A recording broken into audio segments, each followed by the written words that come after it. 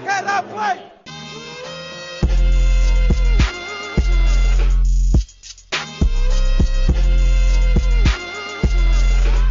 Živijo, lep pozdrav vsem, jaz sem Matej. Tokrat smo pa zopet pripravili mislim, da zelo zanimiv pogovor, ki bo, upam, da vreden vašega časa in poslušanja. Po dveh ameriških poznavalcih NBA košarke in še bolj specifično Dallas Mavericksov smo tokrat ostali doma in v goste povabili slovenskega strokovnjaka, poznavalca NBA košarke Iztoka Franka, ki za portal Mavs Moneyball piše odlične in zelo podrobne analize, podkrepljene številkami, posnetki akcij, izjavami igralcev, pomočnikov, trenerjev, vseh, ki delujejo v tem klubu. In za iztočno točko najine debate sva uporabila njegov zadnji članek, podrobno analizo Dallasovega napada. Spregovorila sva o napadalnem trendu, ki sedaj prevladuje v NBA ligi, kako igra Luka in zakaj igra Luka tako. Poleg Luke pa sva seveda spregovorila tudi o vseh ostalih igralcih Dallas Mavericksov. Nekaj časa sva posvetila tudi Porzingisu, njegovi vlogi v tem sistemu in vlogi centra v moderni NBA košarki. Res sva z Istokom naredila en tak deep dive, podrobno obdelala Dallas Mavericks, tudi nekaj rekla o njihovem dometu to sezono, pričakovanjih v drugem delu sezone, play-offu.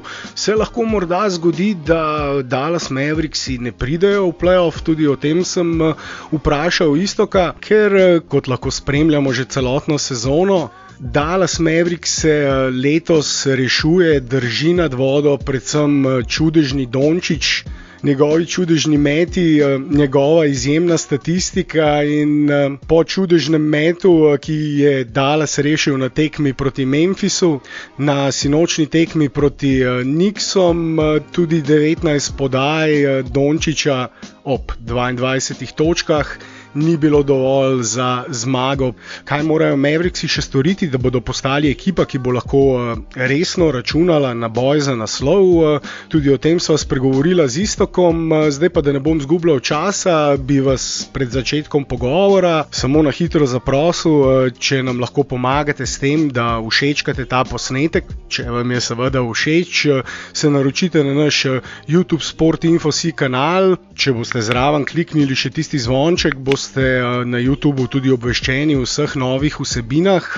Če pa nas poslušate na drugih platformah, pa vas prosim, če lahko se tam naročite, pomagate z všečkom ali pa na Appleu podarite oceno 5 zvezdic. Pustite tudi komentarje na vseh teh platformah, smo zelo veseli vaših komentarjev, jih vedno preberemo in nam lahko predlagate tudi kakšne teme, za katere bi želeli, da jih obdelamo, ali pa goste, za katere bi želeli, da jih povabimo. Jutri ne preslišite našega podcasta o najboljših 25 igralcih pod 25 let.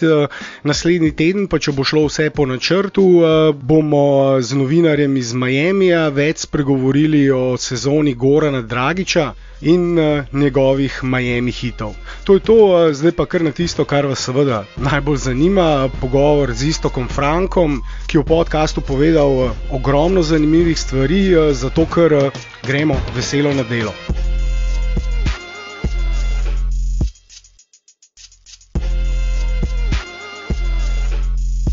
Danes se mi je pridružil, mislim, da zopet zelo zanimiv gost, s katerim mislim, da bomo imeli tudi zdaj zelo zanimiv pogovor. Istok Franko, živo Istok, pozdravljen. Živo Matej. Istok piše izjemne košarkarske analize, moram reči, škoda samo Istok, da nisi šel v slovenščini napisal kakšnega tazga članka, kot si ga pred kratkim objavil v angleščini, ampak verjamem, da vsi poslušalci, fani NBA košarke razumejo angleško. In ta članek lahko najdete na Mavs Moneyball portalu, naslov je The Machinations Behind the Elite Dallas Mavericks Offense. Istok je na tem portalu portalu objavil že nekaj poglobljenih analiz napada Dallas Mavericksov, tako da če vas zanima Dončić, če vas zanima NBA košarka, preberite si ta članek in seveda tudi ostalo, kar Iztok piše. Vse povezave pa lahko najdete na Istokovem Twitterju. @Istok_Franko, je tako, Istok? Ja, tako je. Še kakšna druga stvar, ki bi jo omenil, kakšen drug vir, kjer lahko berejo tvoje odlične analize? Ne, kar se košarke tiče, v glavnem Twitter, pa Mavs Moneyball, se pravi portal, tam objavljam članke, drugače pa na Twitterju dostkrat po tekmah kakšne Twitter threade, v katerih se dela analize, recimo ali prihodnih ali pa preteklih tekem. Če želite zvedeti, zakaj so Mavericksi izgubili ali zmagali kakšno tekmo, je Istok odličen follow in po tekmah tudi analizira in številkami podkrepi vse, kar objavi, tako da @Istok_Franko za vse te informacije. In tudi na YouTubu sem opazil, da imaš kanal Istok Franko. Ja, ta je bil v bistvu postavljen za te analize, za ta zadnji članek se bomo pa verjetno za naslednje dodatne zadeve postavili gor. Tako da se naročite tudi tam in kliknite zvonček, pa boste dobili obvestilo, ko bo Istok objavil kakšno novo analizo. Pa lahko mogoče začneva ravno s tem tvojim člankom Mahinacije Dallasovega napada, kjer si se res poglobil in seveda podkrepil vse s posnetki, izjavami pomočnikov trenerjev, študijami akcij. Namreč kakšen napad igra Dallas in spregovoril tudi več o tem trendu, ki zdaj prevladuje v ligi NBA. V NBA ligi vemo različni trendi v različnih obdobjih. V 60-ih je bil run and gun offense, run and gun košarka, kjer so igrali tam konec 60-ih, začetku 70-ih še hitrejšo košarko, kot se zdaj igra, in dosegali več točk kot danes, kljub temu, da takrat še niso metali trojke. Vemo znameniti triangle offense, ki ga je populariziral Phil Jackson z Jordanovimi Bullsi, pa potem na sredini 2000-ih spet neka verzija run and guna oziroma space and pace-a, ki ga je 7 Seconds or Less Ansi populariziral Mike D'Antoni, in ta Mike D'Antoni je tudi tisti, ki je potem nekako razvil različico tega five-out offensa s Hardenovimi Rocketsi. Zdaj pa večina moštev v ligi pravzaprav igra različne variacije tega five-out offensa. Če bi lahko razložil, katere so tiste glavne značilnosti tega napada v Dallasu?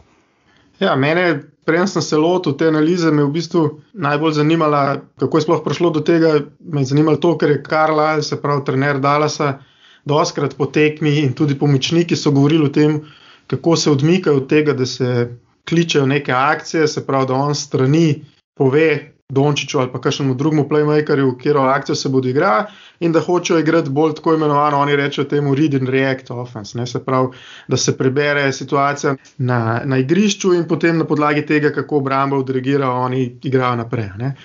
In on dost govori in vsi pomočniki o tem, da igrajo bolj kot iz nekih postavljenih akcij, da igrajo na osnovi nekih konceptov, ne? In ta five offense je v osnovi glavni koncept ali pa glavni sistem, kako so igralci na igrišču postavljeni in kako se izmenjujejo te neke pozicije. Glavna ideja vsega skupaj pa je to s to evolucijo meta za 3 točke, z evolucijo tudi igralcev, ki lahko mečejo za 3, ne, da je večina igralcev postavljenih za črto za 3 točke in potem se ustvarja ta imenovan prostor, ne, se pravi, odpre se raketa, odpre se pa prostor za prodor, kjer se potem lahko veliko lažje, recimo v konkretnem primeru Luka, lažje pride do koša, napade raketo in potem, ko se ga tam brani, poda spet ven ali pa se odigra ven, kjer so te zadeve veliko bolj odprte, ne. Veliko govora v zadnjih letih v NBA o tako imenovanem spacingu, se pravi, koliko prostora je, in Dallas je šel tukaj, recimo, če pogledate, Dončić in Porzingis sta po oddaljenosti trojke, se pravi metov iz črte, ki mečeta, mislim, da sta med top 10 igralci v ligi NBA, od koliko daleč mečeta trojke, kar pomeni, da vlečejo še za črto, meter za črto za trojko, ta tako imenovan spacing, se pravi, da je prostora še več.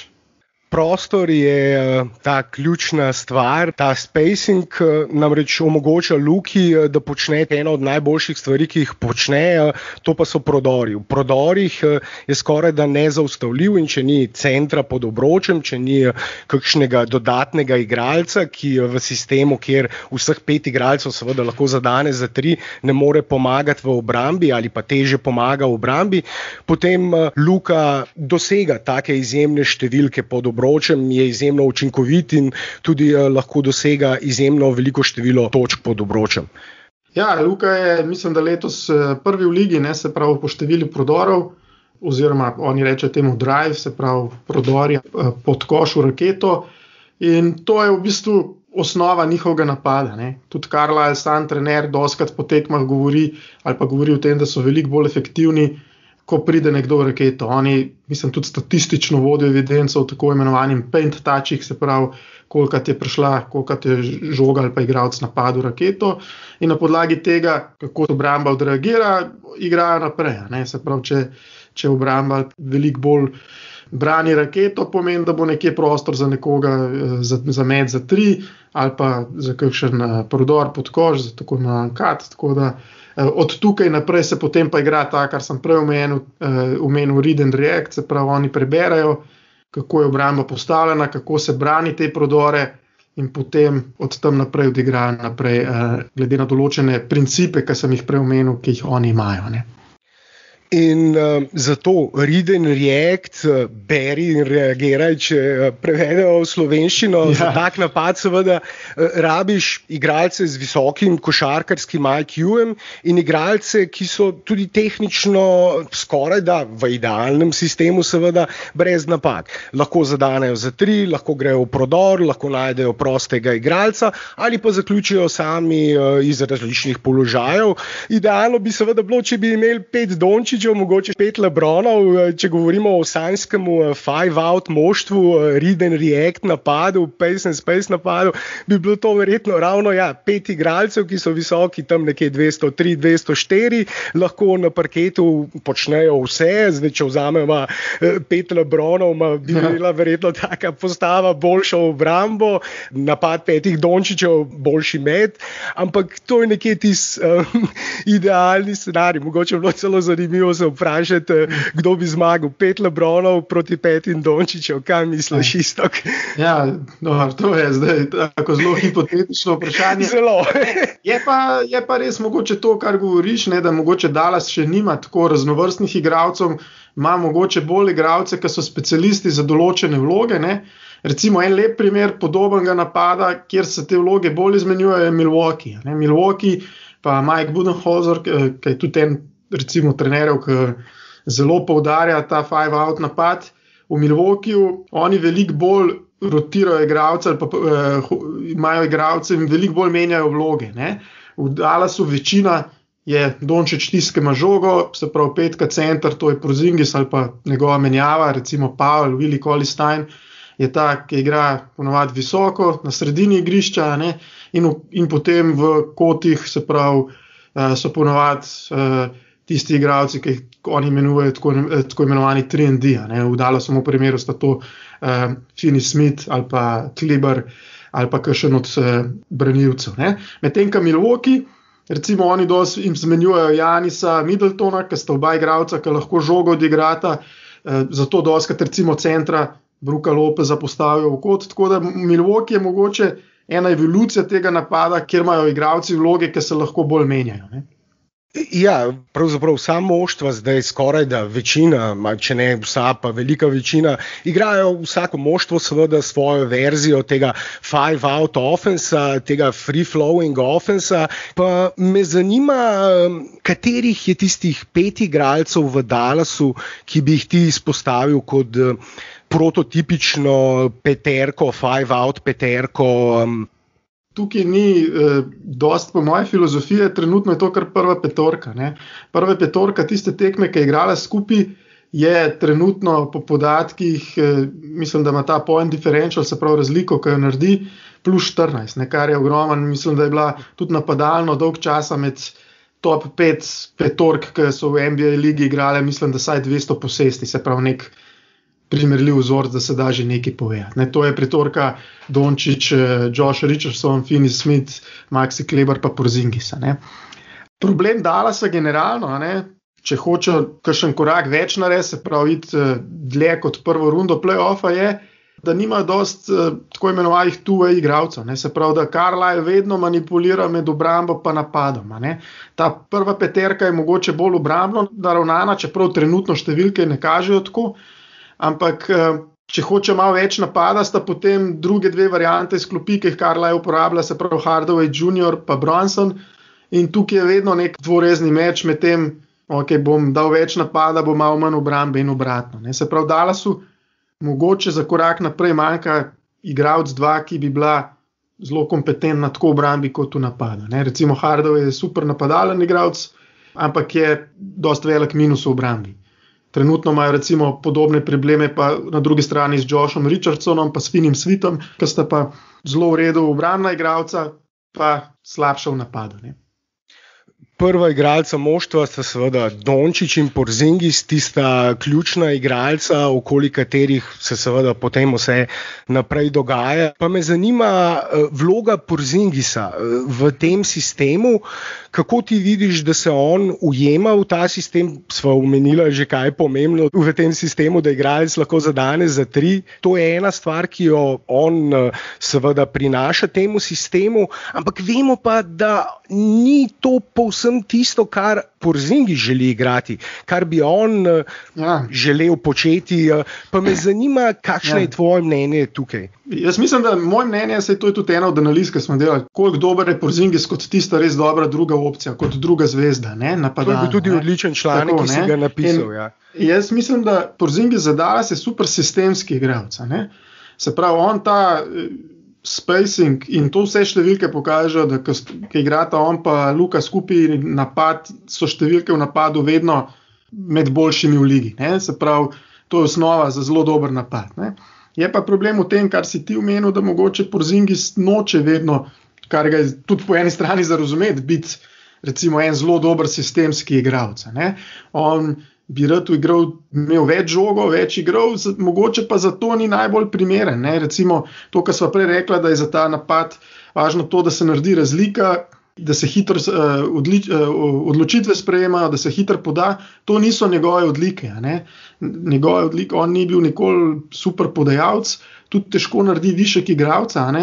Tako da mogoče je tukaj del konflikta, ki ga letos vidimo, ki je on večkrat direktno ali pa indirektno izrazil pač svoje nezadovoljstvo, svoje vlogo je tukaj, da ga Carlisle mogoče res uporablja kot enega super sistemskega igralca, on bi pa rad mogoče bil nekaj več, ali pa malo več in bi rad mogoče več imel žogo, večkrat je izrazil tudi to, ta pomislek, in tukaj se vidi ta mogoče trk s tem sistemom, je govoril o tem, da bi rad, da se kdaj tudi kakšna akcija, da jo Carlisle pokliče, da se igra akcija za njega, medtem ko Dallas hoče stran od tega, tako kot sem prej omenil, risanja akcij in mogoče igrati hitrej in na podlagi nekega dogajanja na igrišču. Tako da tukaj je ena zadeva in Porzingis ima svoje limite, tudi v napadu, in te limiti so to, da tako kot sem rekel, težko si sam ustvar met.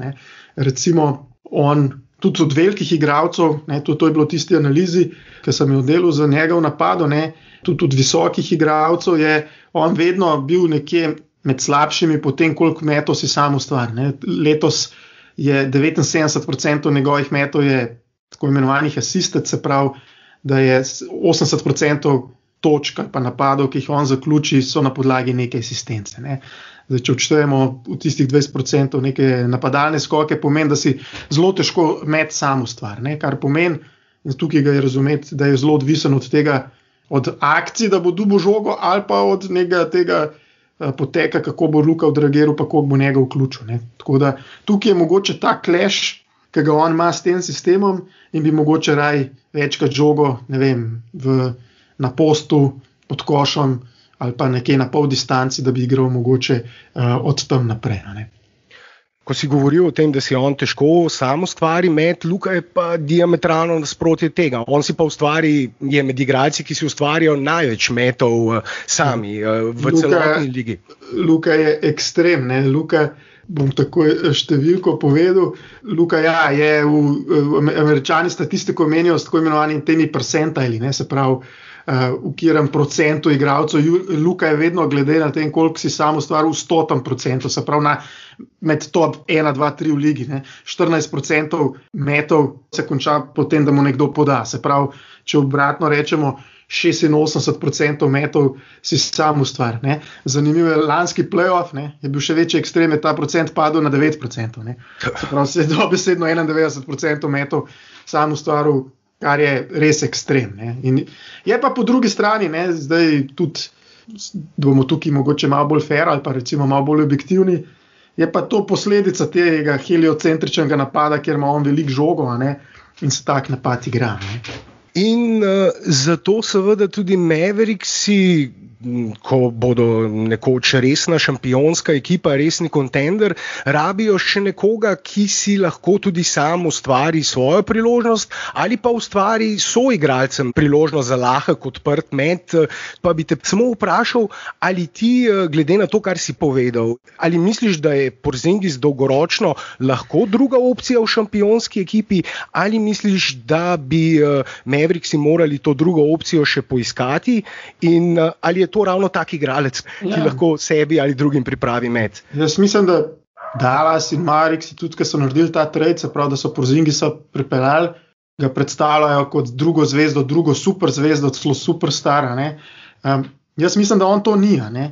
Jaz mislim, da je on zelo dober igralec, sistemski, tako kot smo prej rekli, ampak on trenutno ni med top 30 igralci v ligi, ne glede na to, koliko jim je to v Dallasu všeč ali pa ne. Ne? On tudi, če pogledamo, v 6 sezonah je bil enkrat all-star igralec, nikoli ni prišel med all-NBA, prvo, drugo, tretjo peterko. To pomeni, da če hočeš biti ti med top 30, je to. Ne? In tukaj jaz mislim, da na dolgi rok, verjetno na nekem res title contenderju, tako kot si omenil, je verjetno on lahko tretji igralec, ne pa drugi. Moje mnenje osebno. Sploh glede na to, kar se letos dogaja v obrambi, kjer je deloma on nazadoval, deloma je pa šla liga še bolj v te ekstreme, da za tako ekstremno visoke košarkarje, kot je on, pa ker niso toliko mobilni, je liga postala obrambno zelo zahtevna. Ne. Vidimo na koncu tekme, se igra z majhnimi petorkami, ta prostor se še raztegne in se išče te matchupe, in tukaj je imel Dallas letos veliko problemov, ker pač Porzingis v tem velikem prostoru zelo težko brani, in so bili sploh na začetku pa sredi sezone najslabša pick and roll obramba v ligi, predvsem zaradi tega, ker je imel velike probleme. Ne. Tako da v to obrambo so sicer popravili, ampak jaz mislim, da v play-offu se bo to znova pokazalo. Tudi zadnja tekma, ki so jo izgubili, oziroma predzadnja proti San Antoniju, so se podobne zadeve pokazale. Tako da, če ni on res velik plus v obrambi, kakor je recimo lansko leto celo bil, ali pa vsaj približen plus, če se to spremeni v tem, da je celo mogoče tak, da ga morajo začeti skrivati po igrišču, ne, tako kar se je letos dogajalo na obrambi, potem pomeni, da je zelo težko ta drugi zvezdnik. Ne. In tukaj jaz mislim, da na dolgi rok Dallas bo verjetno mogel najti ali boljšega drugega igralca, drugo zvezdo, ali pa mogoče vse ostale, se pravi pozicije 3, 4, 5 v peterki z res super igralci za poln. Zato bo letošnja po koncu sezone, tako imenovan ta off-season, zelo zanimiv, ker potečejo pogodbe v Dallasu, se pravi drugemu, tretjemu in četrtemu najbolj plačanemu igralcu, in bodo mogli te vloge na novo zapolniti, in bo zelo zanimiv tudi, kako vidijo oni ekipo, kako vidijo Porzingisa in kako vidijo prihodnost, glede na to, kakšne igralce bodo probali podpisati. Ja, vloga centra v tem five-out sistemu je res v tej moderni košarki se je vloga centra nasploh povsem spremenila. O tem bi lahko posnela celoten podcast samo o vlogi centra v moderni košarki, kaj zdaj pomeni biti center, kaj pomeni igrati centra. V zadnjih letih se je dosti govorilo tudi o manjši vrednosti centrov v moderni košarki, čeprav zdaj, ko seveda gledamo, kaj počne Jokić, kaj počne Embiid, kaj lani počel Anthony Davis, ko govorimo o visokih igralcih centrih, so tudi taki outlierji oziroma lahko tudi okoli centra, primernega centra zgradiš seveda tako ekipo. Porzingis seveda ni niti približno na nivoju teh igralcev, ki sem jih zdaj omenil. In jaz mislim, da je tukaj glavni problem ali pa glavna razlika obramba. Ne? Ja, ni zdaj to, da je vloga centra izumrla, vidimo, tako kot si omenil, te, ki si naštel, so vse super centri, ampak z izjemo Jokića, ki je pa fenomen v napadu, Anthony Davis, Bam Adebayo, Embiid, tudi Rudy Gobert, so neverjetni obrambni igralci, ki delajo to razliko. Sploh recimo igralca, ki sta igrala lani v finalu, Bam Adebayo pa Anthony Davis sta igralca, ki lahko prevzameta in sta to gibljiva, da lahko prevzameta tudi manjše igralce. Recimo Anthony Davis se po mojem mnenju odločil finale s tem, ko so ga oni postavili na Jimmy Butlerja. In to Porzingis ne more, ker ni dosti mobilen, sploh so ga že tako fizično konstitucija, on je še večji od njih, telo ima zelo visoko težišče, težko se lateralno giba, pa tudi problema s poškodbami, ki so mu del te mobilnosti, mu verjetno limitirajo. Tako da tukaj jaz mislim, da je glaven problem, da če ne moreš igrati na koncu tekme v obrambi, kjer te bojo pa v težkih tekmah redne sezone ali pa sploh pa v play-offu najdel, se pravi, tam se išče ta prav matchup in če tam ne bo mogel on ostati na igrišču, bo imel Dallas problem. Letos so že bile v rednem delu, recimo Boston je bila ena taka tekma, Golden State, kjer ga je Carlisle dobesedno v zadnji četrtini potegnil na klop, kar je bilo vsaj za mene zelo zanimivo, za navijače pa v bistvu tako dosti šokantno, kako zdaj Porzingis ne igra v zadnji četrtini, glede na to, da je tako imenovana zvezda druga ob Dončiću. Lani je bil Porzingis tukaj precej boljši. Misliš, da je ta zadnja poškodba mogoče vplivala na to, da je letos toliko slabši v obrambi, ker če bi igral tako kot lani v obrambi, bi bil Dallas zagotovo vsaj za nekaj zmag letos boljši? Ja, tako bom rekel, tudi lani so že bile tekme, ki se je to pokazalo. Recimo ena ekstremna tekma je bila v Bablu, ko so igrali proti Portlandu in ki jih je Portland dobesedno z Porzingisom ta matchup. To je najtežjih matchupov, če smo iskreni za njega. Damian Lillard, ker ga moraš kriti v prevzemanju meter za trojko in že takrat je, če se spomniš te tekme, Lillard, mislim, da 61 točk dosegel. Tako da so bile tudi lani te tekme, recimo, da je playoff, mogoče tega ni toliko pokazal prvič, ker je on igral samo 3 tekme, drugič pa, ker so naleteli na matchup, kjer tukaj ni toliko zahtevan. S Clippersi, oni nimajo branilcev, ki bi bili toliko dobri v tej igri, v pick and roll igri oziroma v metu razdalje. Se pravi, Dallas pa Porzingis trenutno najtežje igra proti Portlandu, proti Golden Stateu, proti Utahu, ki znajo zelo dobro iskati te slabe matchupe, pa zelo dobro zadevajo za 3. Tako da to so tekme. Tudi San Antonio, recimo, čeprav niso na trojki, ampak je pa DeRozan toliko dober pick and roll igralec. Tako da mogoče se lani to ni toliko pokazalo. Se je pa letos zgodil še ena zadeva, recimo en od boljših analitikov, ki jih jaz spremljam, Seth Partnow, je pisal o tem, da je šlo ta ekstrem, koliko je šuterjev, kako se je raztegnila ta liga ven, še korak naprej. NBA ekipe imajo še boljše šuterje na parketu, več dobrih šuterjev imajo na parketu in omenjajo en fenomen, ki je ta, da je v bistvu na nizkih pozicijah se je liga povečala, se pravi so večji igralci, vidimo Dončića, vidimo Bena Simonsa, vidimo podobne igralce, ki upravljajo žogo, medtem ko na visokih pozicijah se je pa zmanjšala, kar pomeni, da so petke z izjemo par ekstremov, tako kot smo jih omenjali, ki so pa res fizični fenomeni, Embiid, Gobert recimo, se je pa pomanjšala. In ta trend Porzingisu ne gre na roko zato, ker je težji, roko na srce za večje igralce, ki niso mobilni, je letos še težje igrati, kot je bilo lani. To je to, na zunanjih položajih sedaj iščejo vsi višje igralce na draftu, versatilne igralce, ki lahko igrajo na različnih položajih, podobno seveda pa tudi na notranjih položajih pod obročem, ker si rekel, so se znižali, iščejo bolj mobilne igralce v obrambi, ki lahko prevzemajo različne položaje in potem seveda pridemo do tega, da višji igralci na zunanjih, malce nižji na notranjih položajih, ekipa 5 Dončićev ali pa 5 LeBronov je glih tisto. Dončić je prototip igralca, ki ga zdaj vsi na draftu iščejo, letošnji je Kate Cunningham, letošnji Dončić. Ali pa podobna sta recimo v Bostonu, Jason Tatum pa Jaylen Brown, se pravi igralci, ki so veliki tam med 2 do 2,8 in lahko igrajo pozicije, od 1 do 5 ali pa od 2 do 4, recimo. In so zelo gibljivi na obrambi, lahko veliko teh akcijo v napadu prevzamejo, menjajo, se pravi, dosti tako imenovanega switchinga igrajo. Tako da to je trend v obrambi, ki je najboljši. Saj roko na srce, to ni novo. Ne? Recimo, to je bil glavni, če se spomniš, Golden State, njihov dead line-up, takrat je bil z Draymondom Greenom na petki.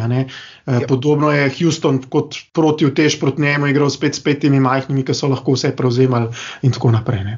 Tudi Miami že prej, na začetku desetletja z LeBronom, so končali s tem, da je bil Boš tako imenovana petica, ki je bil dosti gibljiv igralec.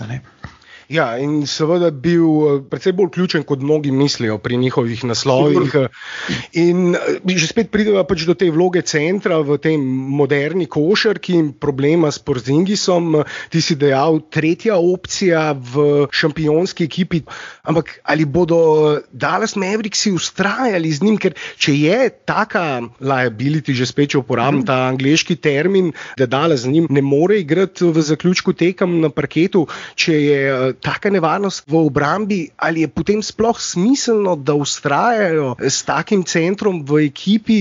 Ja, jaz mislim, da je tukaj več vidikov. Prvo je ta, da te zadeve vidi cela liga. Porzingis je na tako imenovan maximum kontrakt, njegova pogodba mislim, da ima še za 3 leta. Mislim, da Dallas bo zelo težko se Porzingisa podavač nam rekel znebil, ker jaz mislim, da še vse je dober igralec, ampak najdu neko dostojno zamenjavo za njega. To je ena zadeva. Mislim, da probali bojo sigurno, tudi letos so bili ob trade deadlineu že govorice, ki so jih sicer zanikali, ampak jaz mislim, da so bile resnične, se pravi, probali bojo. Tako da tukaj je vprašanje, koliko bojo oni realno lahko v času njegove pogodbe njega, ne vem, tradali za nekega drugega igralca. Tako da to je ena zadeva, ki bo zanimiva. Zdaj, glede na to, če pa bo ta duo Dončić-Porzingis ostal, to pa pomeni, da bojo pa mogli okoli njiju, pa najdati igralce, ki so, po mojem mnenju, zelo dobri obrambni igralci ali pa tako imenovani two-way playerji, se pravi, da lahko igrajo in obrambo in napad kompetentno. Ker Dončić je sicer napredoval v obrambi in jaz mislim tudi v play-offu lani je igral zelo dobro obrambo ali pa v redu obrambo. Tako da ob 3 drugih igralcih, ki to dobro obrambo igrajo, se da tudi potem Porzingisa vkomponirati. Je pa sigurno to, da mogoče tudi se vidi, kira ekipa kdaj koga napada, to, da so začeli zdaj kot tist prvo tarčo nasprotne ekipe napadati dostikrat Porzingisa in ne več Dončića, en podatek v tem, kje je Dončić pa kje je Porzingis. In tukaj dosti umeji, če odgovorim konkretno na tvoje vprašanje, malo jim umeji nabor, kaj lahko naredijo, če bojo naslednja 3 leta gradili okoli tega dua. Tako da jaz mislim, sigurno bojo probali, po mojem mnenju tudi, če bi dobili neko dobro varianto, verjetno, če bi zdaj vprašali, iskreno bi verjetno probali tradati za kakšen dober package Porzingisa, samo je pa vprašanje, kaj tukaj je. Ker je pa ne glede na vso to, kar sem na začetku omenil, je pa ta vloga v tem sistemu, v napadu, s tem svojim metom, kako raztegne obrambo, meter za črto za 3, je pa sigurno dosti pomembna za Dallasov napad. Lahko se zdaj malo posvetiva še drugemu delu sezone, vemo zdaj do kakšnih igralskih sprememb, o tem bomo več govorili šele poleti, do takrat kakšnih sprememb po postavi ne bo, lahko upamo predvsem na to, da bodo Mavericksi imeli več sreče z zdravjem, ker namreč tudi to je en velik faktor, o katerem se morda letos ne govori dovolj, težave, ki so jih imeli z covidom, tisto obdobje, kjer so ves čas menjali peterko, so med ekipami, ki so tekme začele z največ različnimi štartnimi peterkami in ni neke kontinuitete, tudi Porzingis in Dončić skupaj, ne vem, če imaš mogoče pri roki številko, na kolikih tekmah sta skupaj igrala, ampak glede na to, da ali počivajo enega ali drugega na back-to-backih, pa tisto odsotnost na začetku sezone, tudi one dva verjetno nista dobro. Mislim, da je Porzingis spustil s tistimi prvimi 9 vse skupaj nekih 19 tekem. Tako da od teh tekem lahko na hitro pogledam, koliko sta jih odigrali skupaj, ampak to je problem, to je dodatna plast tega problema Porzingisa, je pa to, da on poprečno igra tam 60% tekem v sezoni. In to Dallasu omeji to, koliko dobra ekipa v rednem delu sezone so. Tudi letos, zdaj le zadnje dni so spet malo frustracija, Cuban se je pritoževal, pa Dončića bojo mogli igrati ta play-in, ampak to je zato, ker so trenutno 7 in lani so bili 7. Ne?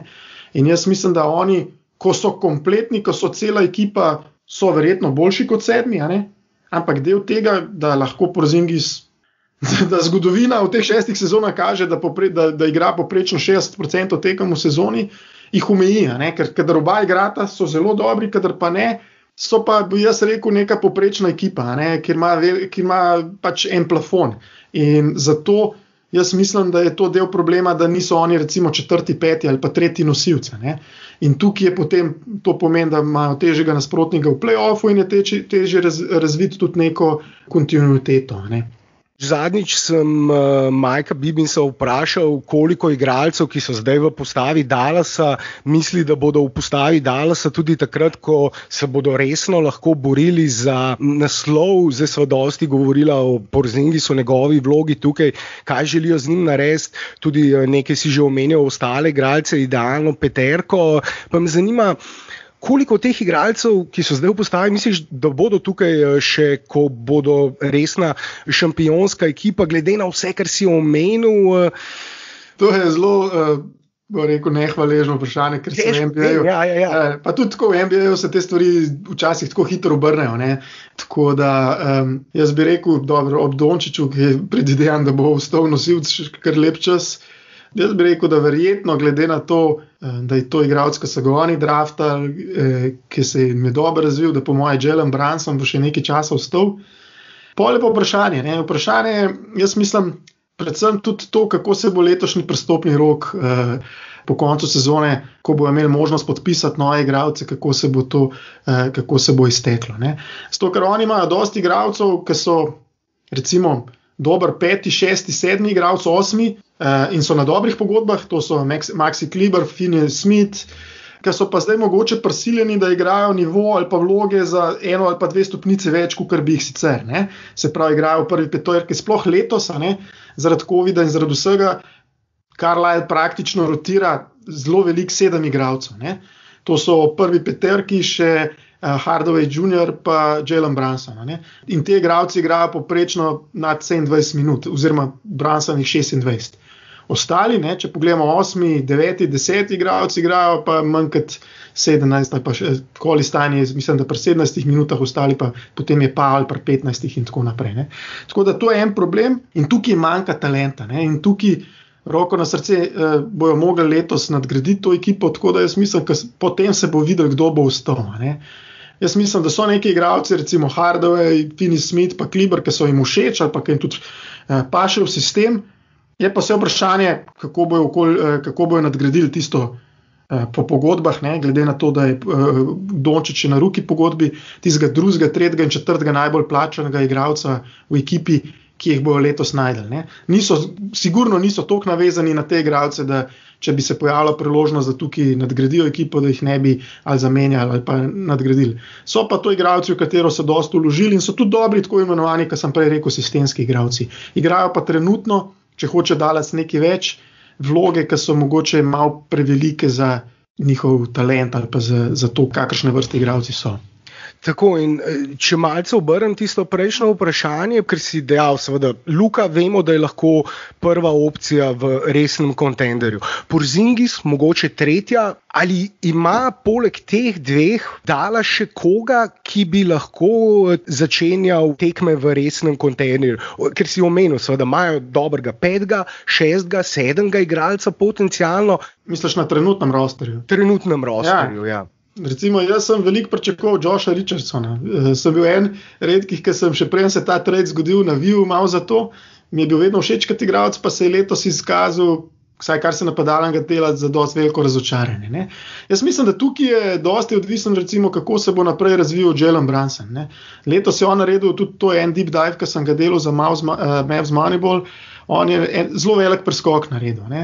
In je ratu v bistvu super igralec, tako imenovani igralec, drugi napadalec, se pravi, ki lahko igra namesto Dončića, se pravi kot backup, kot point guard, ko je Dončić na klopi, ali pa ob njemu. Tako da je zelo prilagodljiv, lahko menja to vlogo In ne glede na to, da je on prišel v ligo kot starejši igralec, ki so ga podobno karakterizirali kot Dončića, da je to, ne, da ne bo več napredoval, da je to že izgrajen igralec, je letos zelo napredoval. Ne. In če pogledamo njegovo recimo statistiko, ne, je zelo podobna recimo Fredu Van Fleetu, ne, v Torontu. In vemo, koliko dober je on igralec in on recimo en igralec, ki bi super pasil v ekipo Dallasa, ker je zelo kompetenten obramben igralec, dober šuter, pa tudi žogo zna igrati. Ne. Tako da tukaj jaz nisem zdaj nek hud evaluator, ampak ne bi izključeval možnosti, da recimo tudi Brunson, tako kot Dončić, naredi še kakšen korak naprej, ne, v prihodnosti. In sigurno na tem rosterju od vseh igralcev je edini, ki bi jaz rekel, da za to potencial ima. Ne. Kleber je star 30, Finney Smith je star 27, Hardaway je star 28, to so igralci, ki vemo, kaj so. Medtem, ko Brunson mogoče je pri 24 še ima možnost, da bi naredil še kaj več. Ja, Brunson je tudi osvojil Naismitha, dvakrat postal prvak v koledžu, v NCAA-ju, mislim, da celo back-to-back, da so osvojili naslov na novo. Ja, in gre vsekakor za zelo nadarjenega igralca in izjemen draft Mavericksov, ki so pogosto pogrnili in zaradi tega so tudi deležni številnih kritik na draftih, ampak tale 2018 z Dončićem in Brunsonom, s tem so se pa odkupili za vse une, ki so jih zgrešili v preteklosti. Ampak v vsakem primeru pa Dallasu manjkajo še igralci. Tukaj jaz mislim, da je bila letošnja, po mojem mnenju, letošnji lani off-season in draft ena izgubljena priložnost. Ne.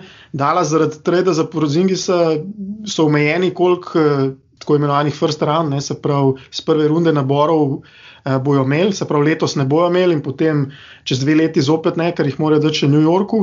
Letos so pa imeli so zelo dober, soliden first round pick, se pravi v prvi rundi 18. izbor, pa prvi izbor druge runde. Jaz osebno sem pričakoval, da bojo to tradali, da bojo tradali ta kapital na draftu za nekega rotacijskega igralca, ne. Mogoče igralca prve peterke, niso. Izbrali so igralca Josha Greena, potem še Tyrella Terryja, pa Tylera B. In noben od teh igralcev se trenutno ni pokazal kot nek zadetek. Ne. Vsi te igralci, predvsem Green, so zelo, jaz bi rekel, še 2-3 leta v tem, da bi bili lahko neki resni rotacijski igralci, če sploh. Ne. In to v bistvu ta asset, ne, Američani govorijo o assetih, se pravi o sredstvih, ki jih ekipe imajo, ne, so jim zdaj padle zelo, ne, delnice za te igralce. Prvi izbor, se pravi 18. pik lani, je bil veliko več vreden ob draftu, če bi ga tradali, kakor zdaj Josh Green. Ne. Tako da tukaj jim bo to letos poleti, jaz mislim, manjkal, ker se te igralci niso razvili, ali da bi postali rotacijski igralci, ali pa da bi bili recimo v očeh ostalih ekip v ligi videni kot neki zanimivi igralci, da bi lahko Dallas jih potem uporabil, da bi skozi nek trade nadgradil ekipo. Ja, mnogi kritizirajo Dallasov front office, njihove vodstvene strukture, tudi lastnika Cubana, Donija Nelsona, ki je GM v ekipi Carlisle, to je ta triumvirat v Dallasu, ki verjetno sprejema večino odločitev tam. Ampak zdaj so tudi oni pod drobnogledom, njihove odločitve na draftih, v free agencyju, prestopnih rokih, tradih, oziroma ne odločitve, ampak predvsem pasivnost, ki si jo tudi ti že omenil in je ogromno zdaj odvisno od njih, tudi verjetno Lukova dolgoročna prihodnost v Dallasu na nek način z tem naslednjim prestopnim rokom zna biti povezana in seveda uspešnostjo teh treh, ki sprejemajo vse odločitve na tem prestopnem roku. Ja, sigurno. Jaz bi tukaj tudi tako rekel. No, ja, dosti ljudi je kritičnih, če se mene vpraša, potem, ko spremljam NBA ligo, bi težko rekel, da so, ne vem, med top 3 ali pa top 5 front officeov. Za Carlisle kot trenerja bi rekel, da je top 5 trener po mojem mnenju v NBA-ju. Niso pa sigurno med slabšimi. Ne? In jaz mislim, za nas recimo kot slovenske poznavalce košarke, jaz mislim, vsem, če pogledamo v nekem totalu, je Luka prišel en v redu kluba. Recimo, če pogledamo, kam bi lahko bil draftiran od Sacramenta do Phoenixa, čeprav se je Phoenix zelo popravil, tudi Atlanta, Memphis, Orlando, to so vse ekipe, ki imajo veliko slabši, tako imenovan, Američani rečejo track record. Ne. Ni pa, po mojem mnenju, pa tudi ni pa zdaj to najbolj inovativen, pa najboljši front office v ligi. Ne. In ja, tako, kot si samo omenil, navijači v Dallasu pričakujejo en korak naprej, zato ker imajo enega igralca, ki vidijo, da se da okoli njega graditi. In tudi zato, ker Dallas zadnjih 10 let praktično ni prišel dolkrat do prve runde v play-offu. Tako da tukaj je en pritisk in letošnja ta tako imenovana off-sezona bo zelo ključna, zato ker so oni v glavnem delali so na tem, da so spraznili tako imenovan salary cap, da je veliko igralcev, ko se steče pogodbe, ker so deloma špekulirali, da bo Antetokounmpo, se pravi Giannis, da bo prosti igralec. Račun brez krčmarja. Zdaj se pa ta nabor teh igralcev, ki so na voljo, zelo spraznil. Kar jaz mislim, da za Dallas verjetno celo ni toliko slabo, zato ker Dallas nikoli po zgodovini nikoli ni bila ekipa, ki bi v tem imenovanem tako free agencyju, se pravi te proste igralce dobro podpisala.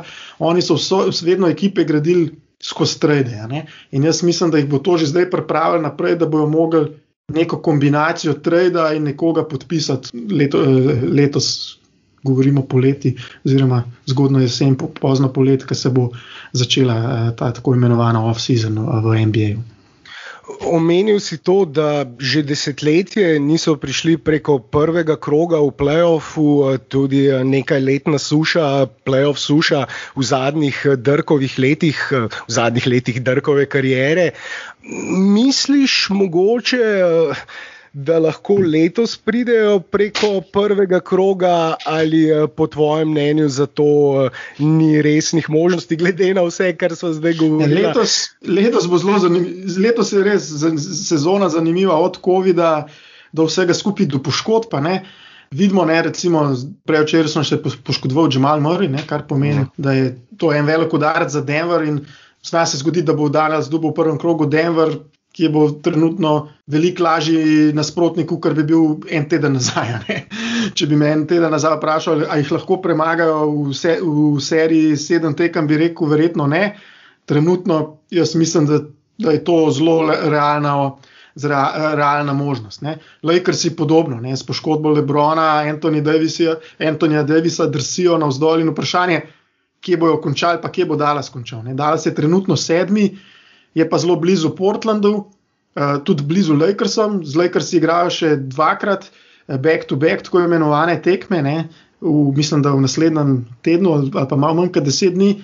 In ravno takrat naj bi se okoli tega datuma Anthony Davis pa LeBron James vrnila.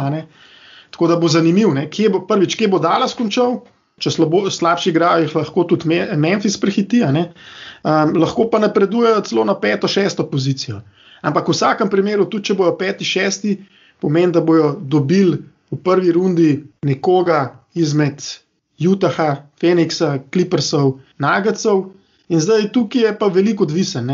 Veliko odvisen od poškodb, recimo ali bo Porzingis ali pa kdo drug, upamo tudi Luka, prišel zdrav v play-off, koliko bo zdrava nasprotna ekipa, ampak jaz mislim, da bojo v vsakem primeru v tej seriji ne bojo favoriti. Jaz mislim, da njim v play-offu še manjka, tako kot sva prej že večkrat omenila, manjka jim mogoče drug igralec, ki je v težki play-off seriji, ki si lahko ustvari svoj met, ki lahko razbremeni Luko v napadu. Ne bi jih pa čisto odpisal, ker vsem, jaz mislim, da je Carlisle super trener, ki dela, jaz mislim, je plus sploh v eni play-off seriji. Luka Porzingis sta tudi taka igralca v napadu, da če imata dobro serijo in dobro igra Dallas v napadu, lahko premagajo vsazga. Dvomim pa, da bi dal kot od drugega kroga, pa dvomim, da bi prišli. Jaz mislim, da realno pod nekim Lakersom, Clippersom, tako kot letos igra tudi Utah, pa Phoenix, jaz mislim, da so trenutno to boljše ekipe. Ja, v sezoni je že do sedaj bilo veliko neznank, presenečen, zgoščenem urniku, večja nevarnost za poškodbe. Omenil si nesrečnega Jamala Murrayja. Denver je bil morda dark horse za naslov letos, celo v zadnjem času vedno bolje igral, potem pa seveda taka stvar lahko povsem spremeni situacijo. Upajmo seveda, da do konca sezone ne bo še kakšnih takih poškodb pri teh glavnih igralcih in bomo vsaj v play-offu spremljali ekipe v čim bolj kompletnih postavah, ampak tisti minimum, ki ga lahko dosežejo Mavericks, me pa tudi zanima, ker si že omenil že prej tudi to nezadovoljstvo, ki ste ga izrazila Luka in potem še zanimivo Cuban, ki je najprej glasoval za play-in turnir, potem pa, ko je Luka omenil to, da mu ni ravno najbolj jasno, zakaj treba igrati po 72 tekmah še 2 tekmi in če jih zgubiš, tudi če si za 4, 5, 6 tekem boljši bil v rednem delu sezone od ekipe, proti kateri igraš play-in, potem izpadeš in ostaneš brez play-offa, pa me zanima, je play-off leto zagarantiran za Dallas Mavericks ali misliš, glede na tudi ta strah? A je vprašanje, a je garantiran play-off ali play-in? Misliš, da se lahko zgodi, da zgubijo v play-inu na koncu? Hoče reči, play-in je garantiran praktično. Ja. Se pravi, za play-in moraš biti med top 10 in jaz mislim, da med top 10 bojo. Za vprašanje pa ja, če ostanejo tako, kot so zdaj na 7. poziciji, pa dobijo Golden State v seriji, jaz mislim, da favoriti bojo, zdaj pa Draymond Green, Steph Curry, ni najlažji mečat. Ali pa recimo tudi, če dobijo New Orleans z Zionom, načeloma v NBA je to taka liga, za razliko od Eurolige ali pa za razliko od študentske košarke, kjer se igra na 2-3 tekme, ali pa študentski košarki celo na 1, je v NBA ligi, ki imaš serijo 7 tekmov, ponovadi boljša ekipa zmaga. Medtem ko v play-inu, kjer se igra na 2 zmagi, oziroma boljš postavljena ekipa mora zmagati samo 1, je pa ta možnost za presenečenje toliko večja. Zdaj staviti proti enemu Curryju v seriji 2 tekem, da ne bo imel dobrega dneva, je veliko večji riziko, kakor da jih bo 4krat zapored. Tako da to je sigurno in jaz mislim, da njihov cilj mora biti, da pride vsaj do 6. pozicije. In jaz mislim, da tudi zelo dobre možnosti ima, zato ker Dallas ob temu, da je imel COVID, ko si ga omenil, je imel v prvi polovici sezone eno najtežjih razporedov. In trenutno ima do konca sezone ima pa enega najlažjih, medtem ko ima Portland zelo težek razpored. Tako da že današnja tekma danes ponovno z Memphisom bo zelo odločilna in vse naprej. Predvsem pa une 2 z Lakersi, ki sem jih prej omenil. In seveda ali boste igrala Davis in LeBron. Tako da tam bomo videli tudi, koliko se Lakersom dejansko gre za to, da bi se tudi oni izognili play-ina, ali se bojo tempirali recimo za te 2 tekmi ali ne.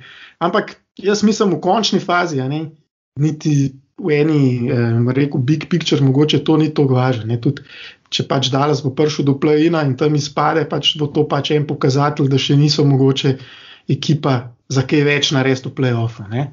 To tudi definitivno še niso. Prepričan sem, da če se zgodi, da Lakersi, da bi slučajno izpadli v play-in turnirju, tega play-ina nikoli več ne bomo videli in se že zdaj tresejo hlače TV executivom, vodilnim v ligi, da se slučajno to ne bi zgodilo.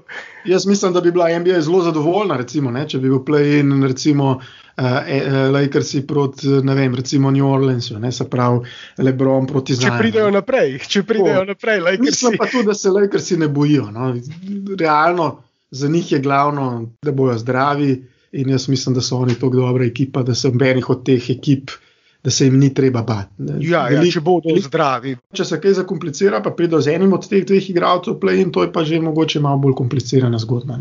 Ja, namreč omenjam to zaradi tega, ker v play-offu je gledanost v veliki meri odvisna tudi od tega, ali igrajo Lakersi, te največje, najbolj renomirane ekipe, in če ni LeBrona in Davisa in Lakersov, potem gledanost pade, lahko za milijone tam in se pozna to precej tudi potem pri zaslužku, seveda in naslednjih pogodbah, tako da je zaslužek lige odvisen od tega in ne bi bil presrečen, če bi kakšna sodniška kuhinja, vsi spomnili, kako je bilo na začetku 2000 proti Sacramentu Lakers serije sodniške kuhinje in samo zaradi tega, da Lakersi pridajo naprej in nihče ne bi rad videl, da izpadejo v play-inu. Ja, definitivno je to, kar se s poškodbom zgodilo, Lakersi zelo zakomplicirali, pa naredili zelo zanimivo to sezono. Kako se bo špekulirali, s kom bojo oni igrali, eventualno celo v play-inu ali pa v prvi rundi.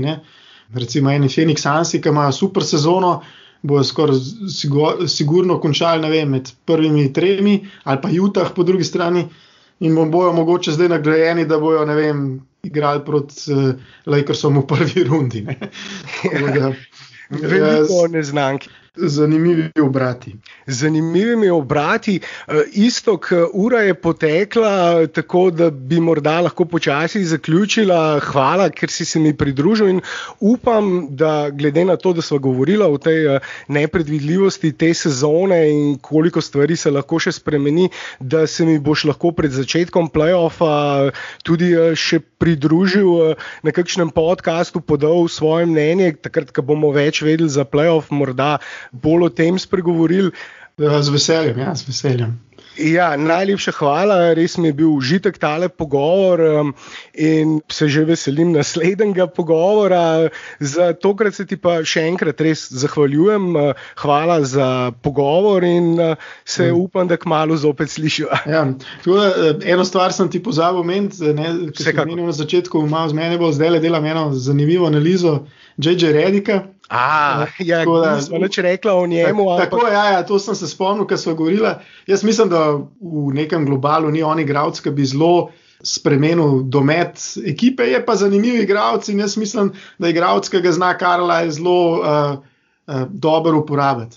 Tako da tudi tukaj so ene zadeve, sploh da ne bom pokvaril analize, ki bom objavil verjetno v ponedeljek. Ampak so zanimive zadeve, ker Redick je igral z dvema zelo podobnima igralcema, z Benom Simonsom pa z Zionom, kot je Luka. In tukaj je analiza, ki zdaj delam enih podobnih akcij, o katerih je on celo v preteklosti govoril, ki bi jih lahko izvajala z Luko. Tako da to je ena zadeva, ena taka majhna zanimivost, ki je popestrila letošnji prestopni rok, pa je saj za mene zelo zanimiva, glede na to, da ostale igralce, ki smo jih prej omenjala, že zelo dobro poznamo iz preteklih 2 sezon.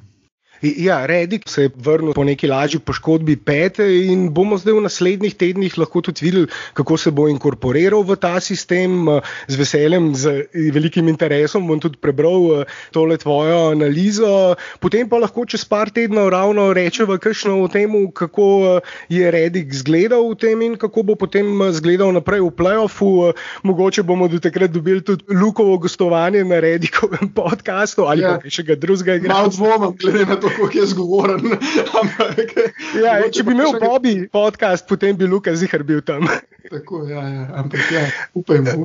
To je ena dodana vrednost tega, da je Redick v Dallasu, da bomo veliko več insightov ekipo zdaj dobili. Ja, je zelo iskren, kakor smo lahko videli tudi po tej menjavi iz New Orleansa, ne skriva, tako da bomo mogoče še pol po koncu sezone zvedeli še kaj zanimivega, odvisno seveda tudi od poteka sezone. V Redicku pa ja, upam, da kmalu čez par tednov se zopet lahko mogoče slišava in rečeva kakšno tudi njemu. Ja, najlepša hvala še enkrat in se že veselim naslednjega pogovora. Hvala Iztok in živo. Ja, hvala.